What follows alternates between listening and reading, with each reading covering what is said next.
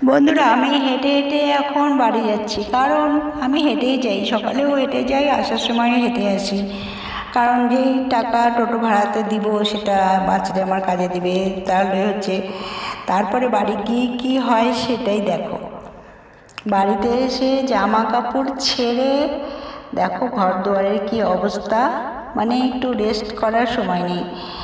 বিছনাপাটি ঝেড়ে ঘর দুয়ার পরিষ্কার করে তারপরে তোমার হচ্ছে এমন মানে 1টা বেজে গেছে, এখন কাজ করতে করতে রান্নাবাড়ি করতে, ঘরের কাজ করতে কখন খাওয়া দাওয়া হবে সেটাও বলতে পারছি না। তারপরে চলে গেলাম তোমার রান্নাঘরে, ওখানে 2টো গ্যাস ওভেন জ্বালিয়ে দিয়ে ভাত একটাতে মাছের ঝোল বসাই দিলাম, যে ফটাফট তো করতে হবে, নাহলে হচ্ছে কি বলে তোমার সময়টাও বেশি লাগবে। আর গরমও পড়ছে, প্রচণ্ড গরমে মনে হচ্ছে যে কখন মানে স্নান করি, কখন কাজ শেষ করি, একটু রেস্ট করি।